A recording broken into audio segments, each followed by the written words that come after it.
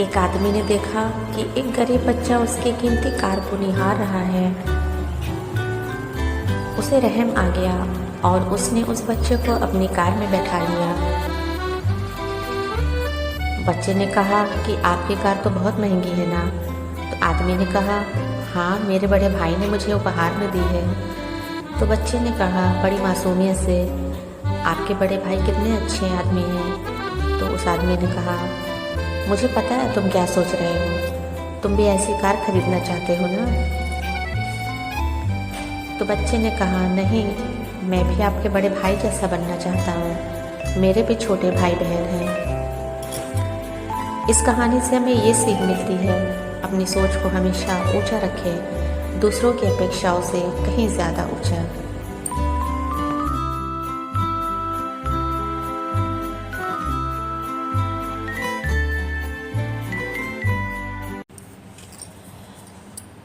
शेर जंगल का राजा होता है। वह अपने जंगल में सबको डरा कर रखता है। शेर भयंकर और पहलवान होता है। एक दिन शहर का राजा जंगल में घूमने गया। शेर ने देखा राजा हाथी पर आसन लगाकर बैठा है। शेर के मन में भी हाथी पर आसन लगाकर बैठने का उपाय सूझा। शेर ने जंगल के सभी जानवरों को बताया और आदेश दिया कि हाथी पर एक आसन लगाया जाए। बस क्या था, झट से आसन लग गया। शेर उछलकर हाथी पर लगे आसन पर जा बैठा। हाथी जैसे ही आगे की ओर चलता, आसन हिल जाता और शेर नीचे धड़ाम से गिर जाता। शेर की टांग टूट गई। शेर खड़ा होकर कहने लगा, पैदल चलना ही ठीक रहता है। इससे हमें ये शिक्षा मिलती है, जिसका काम उसी को साजे। शेर ने आदमी की नकल करनी चाहिए और परिणाम गलत साबित हुआ।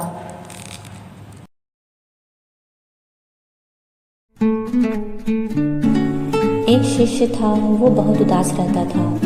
एक दिन उसके गुरुजी ने उसे नींबू शरबत में ज़्यादा नमक डालकर पीने के लिए दिया। तो उसने कहा, इसमें शक्कर डाल देंगे तो ये पीने के लायक हो जाएगा। दोस्तों, जाने अनजाने में हुई गलतियों को भूलकर हमें आगे बढ़ना चाहिए। अगर दुख देने वाली बातों पर ही टिके रहेंगे तो ज़िंदगी का दुख कभी भी दूर नहीं हो पाएगा। इसीलिए बुरी बातों पर नहीं, अच्छी बातों पर ध्यान देना चाहिए। इस संबंध में एक कहानी बहुत ही मशहूर है। पुराने समय में किसी गुरुकुल में एक शिष्य रहता था। वो बहुत उदास रहता था। उसके गुरु उसे रोज़ देखते, लेकिन सोचते कि कुछ दिनों में ही इसका मन ठीक हो जाएगा।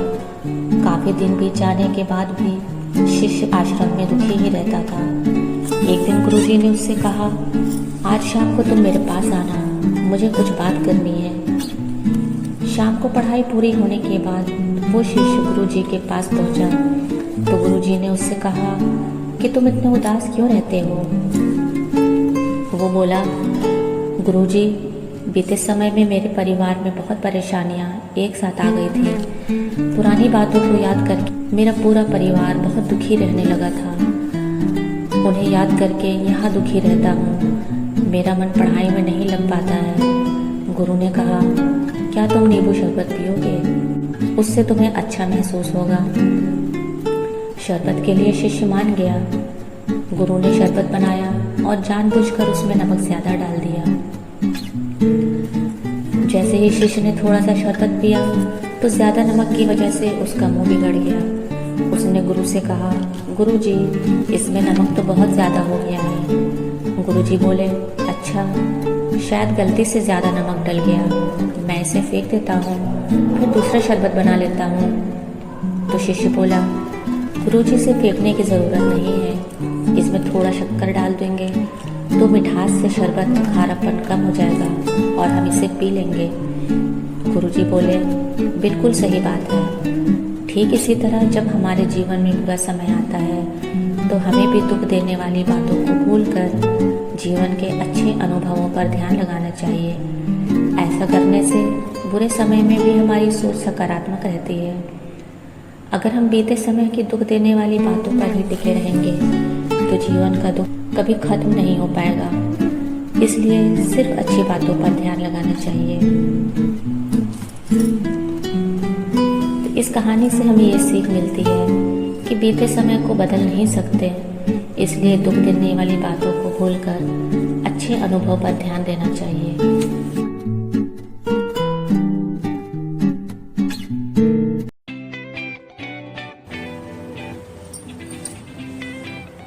एक नगर में एक मशहूर चित्रकार रहता था। चित्रकार ने एक बहुत ही सुंदर तस्वीर बनाई और इस नगर के चौराहे में लगा दिया और नीचे लिख दिया कि जिस किसी को जहाँ भी इसमें कमी नज़र आए वो यहाँ निशान लगा दे। जब उसने शाम को तस्वीर देखी तो उसकी पूरी तस्वीर पर निशान बन चुके थे, वो खराब हो चुकी थी। ये देखकर वो बहुत दुखी हुआ।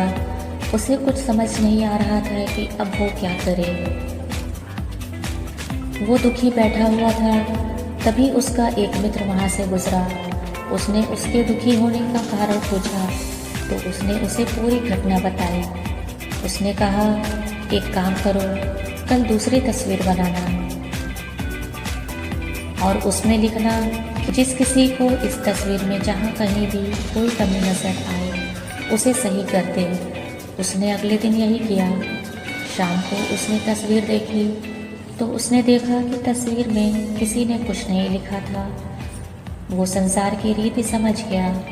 कमी निकालना, निंदा करना, बुराई करना आसान है, लेकिन उन कमियों को दूर करना अत्यंत कठिन होता है। This is life. जब दुनिया ये कहती है हार मान लो, तो आशा धीरे से कान में कहती है एक बार फिर प्रयास करो। और ये ठीक भी है। ज़िंदगी आइसक्रीम की तरह है, टेस्ट करो तो भी गलती है, वेस्ट करो तो भी पिघलती है। इसलिए ज़िंदगी को टेस्ट करना सीखो, वेस्ट तो हो ही रही है।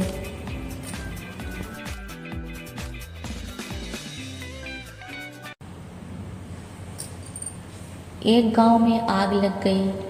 आग बढ़ती जा रही थी। गांव वाले अपनी जान बचाने के लिए इधर उधर भाग रहे थे। एक चिड़िया ने ये मंजर देखा और अपनी चोंच में पानी भरकर आग बुझाने का प्रयास करने लगी। वो बार बार अपनी चोंच में पानी लाती और आग पर डालती। जब गांव वाले ने चिड़िया को आग पर पानी डालते हुए देखा तो उनमें भी जोश आ गया और बोले कि अगर ये चिड़िया प्रयास कर रही है तो हम क्यों नहीं कर सकते। सबने प्रयास किया और आग बुझ गई। ये सब एक कौवा देख रहा था। उसने चिड़िया से कहा, तेरे पानी डालने से तो कुछ होना तो ना था, फिर तो क्यों पानी डाल रही थी। चिड़िया बोली, मेरे पानी डालने से कुछ हुआ या नहीं, लेकिन मुझे गर्व है जब भी इस आग की बात होगी तो मेरी गिनती आग बुझाने वाले में होगी, तेरी तरह तमाशा देखने वालों में नहीं।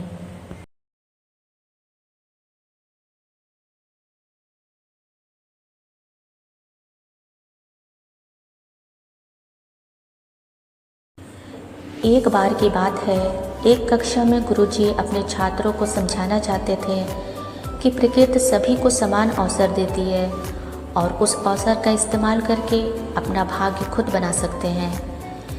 इसी बात को ठीक तरह से समझाने के लिए गुरुजी ने 3 कटोरे लिए। पहले कटोरे में उन्होंने आलू रखा, दूसरे में अंडा और तीसरे कटोरे में चाय की पत्ती डाल दी। अब तीनों कटोरों को पानी डालकर उनको गैस पर उबलने के लिए रख दिया। सभी छात्र ये सब कुछ बहुत ही हैरानी से देख रहे थे, लेकिन किसी के कुछ भी समझ में नहीं आ रहा था। 20 मिनट के बाद जब तीनों बर्तन में उबाल आने लगे तो गुरुजी ने सभी कटोरों को नीचे उतारा और आलू, अंडा और चाय को बाहर निकाला। अब उन्होंने सभी छात्रों से तीनों कटोरों को गौर से देखने के लिए कहा। अब भी किसी छात्र के कुछ समझ नहीं आ रहा था। आखिर में गुरुजी ने एक बच्चे से तीनों चीज़ों को, आलू को, अंडे को और चाय को छूने के लिए कहा। जब छात्र ने आलू को हाथ लगाया तो पाया कि जो आलू पहले काफ़ी कठोर था, पानी में उबलने के बाद काफ़ी मुलायम हो गया था। जब छात्र ने अंडे को हाथ लगाया तो अंडा जो पहले बहुत नाजुक था, उबलने के बाद कठोर हो गया। अब बारी थी चाय के कप को उठाने की। जब छात्र ने चाय के कप को उठाया तो देखा चाय की पत्ती ने गर्म पानी के साथ मिलकर अपना रूप ही बदल लिया और वो अब चाय बन चुकी थी। गुरुजी ने समझाया, ये तीनों अलग अलग चीज़ें थीं जो समान विपत्ति से गुजरी थीं, यानी कि तीनों को समान रूप से पानी में उबाला गया था, लेकिन बाहर आने पर तीनों एक जैसी नहीं मिली। आलू जो पहले कठोर था वो मुलायम हो गया, अंडा जो पहले से मुलायम था अब कठोर हो गया, और चाय की पत्ती ने भी अपना रूप बदल लिया। उसी तरह यही बात इंसानों पर भी लागू होती है।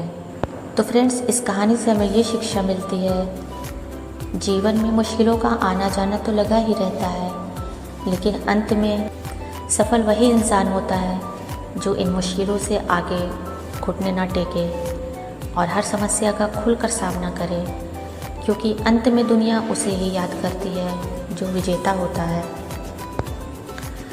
अगर जीवन में लक्ष्य बड़ा होता है तो मुश्किलें भी बड़ी होती हैं। मुश्किल स्थिति में व्यक्ति सकारात्मक रह के धैर्य से काम ले सकता है और अपने आप को मजबूत बना सकता है। मुश्किल हालत में व्यक्ति और अधिक योग्य बन जाता है।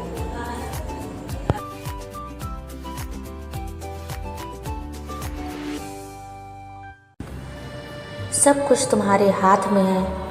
एक आदमी रेगिस्तान से गुजरते वक्त बुदबुदा रहा था, कितनी बेकार जगह है, बिल्कुल भी हरियाली नहीं है, और हो भी कैसे सकती है, यहाँ तो पानी का नामो निशान भी नहीं है। तपती रेत में वो जैसे जैसे आगे बढ़ रहा था उसका गुस्सा भी बढ़ता जा रहा था। अंत में वो आसमान की तरफ देखकर झल्लाते हुए बोला, क्या भगवान, आप यहाँ पानी क्यों नहीं देते? अगर यहाँ पानी होता तो कोई भी यहाँ पर पेड़ पौधे उगा सकता था और तब ये जगह भी कितनी खूबसूरत बन जाती।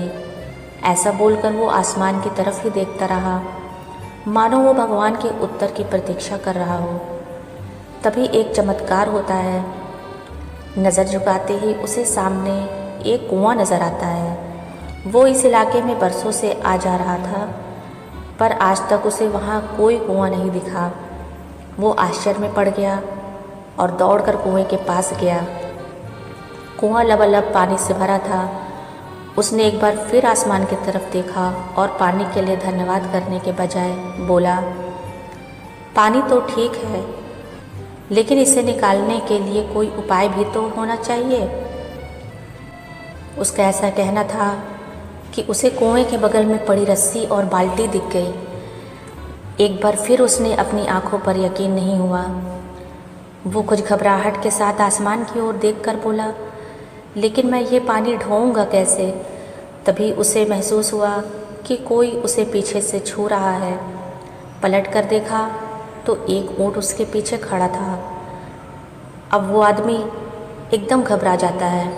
उसे लगता है कहीं वो रेगिस्तान में हरियाली लाने के काम में ना फंस जाए, और इस बार वो आसमान की तरफ देखे बिना तेज़ कदमों से आगे बढ़ने लगता है। अभी उसने 2-4 कदम ही बढ़ाया था कि एक उड़ता हुआ पेपर का एक टुकड़ा उसके ऊपर आकर चिपक जाता है। उस टुकड़े पर लिखा होता है, मैंने तुम्हें पानी दिया, बाल्टी और रस्सी दी, पानी ढोने का साधन भी दिया। अब तुम्हारे पास हर एक चीज़ है जो तुम्हें रेगिस्तान को हरा भरा बनाने के लिए चाहिए। अब सब कुछ तुम्हारे हाथ में है। आदमी एक क्षण के लिए ठहरा, पर अगले ही पल वो आगे बढ़ गया और रेगिस्तान कभी भी हरा भरा नहीं बन पाया। ये कहानी बताने का मतलब ये है, कई बार हम चीज़ों को अपने मन के मुताबिक ना होने पर दूसरों को दोष देते हैं और दूसरों को दोषी ठहराते हैं। कभी अपने बुज़ुर्गों को, कभी कंपनी को, तो कभी भगवान को।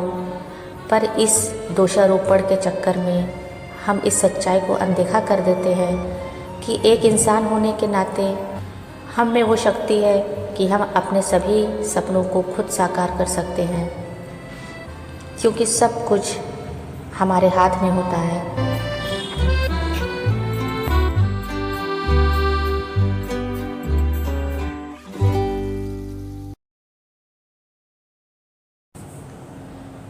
आपका सबसे बड़ा दुश्मन कौन है? कौन सी ऐसी चीज़ है जो आपको सफल नहीं होने दे रही? कौन आपकी राह की सबसे बड़ी बाधा है? तो इसका जवाब है आपके सबसे बड़े दुश्मन तो सिर्फ आप हैं। खुद ने खुद को रोक रखा है। दुनिया में बड़ा होने और मेहनत करने से किसी ने क्या किसी को रोका है? फिर हम मेहनत क्यों नहीं करते? लोग आपकी गति को स्लो कर सकते हैं लेकिन आपको रोक नहीं सकते। बादल चाहे कितने भी बड़े और घने क्यों ना हों, उनकी हैसियत नहीं है कि वो सूरज की रोशनी को रोक ले। जब सूरज उगेगा तो बादलों को चीर कर रख देगा। अंधेरा चाहे कितना भी घना क्यों नहीं, रात चाहे कितनी भी काली क्यों ना हो, उसकी औकात सूरज की एक किरण से ज़्यादा नहीं है। सूरज की एक किरण पड़ी और अंधेरा गायब। इसी तरह दुनिया में किसी बाधा की हैसियत आपकी काबिलियत से ज़्यादा नहीं है। रुक जाने के लिए तो आप स्वयं जिम्मेदार हैं। आप एक्शन से ज़्यादा बातें करते रहें, पसीना बहाने से ज़्यादा घर में बैठकर सपने बुनते रहें या फिर आने वाले कल से डरते रहें तो दूसरा क्या कर सकता है? फियर ऑफ अननोन, इसका मतलब है अज्ञात का भय। दुनिया का सबसे बड़ा डर है। इस भय का कोई आधार नहीं, फिर भी सबसे कॉमन है। दुनिया को जीतने के लिए पहले खुद को जिताना होगा। जिसने खुद को जीत लिया उसने दुनिया को जीत लिया। आपको सिर्फ और सिर्फ एक को हराना है, खुद को। आपका कंपटीशन बाहर किसी से नहीं है, आपका कंपटीशन तो अपने आप से है। कल जो आपने परफॉर्म किया उससे बेहतर आज परफॉर्म करना है। तो मेरी बात मानो और अपने इस दुश्मन को आज ही हराओ।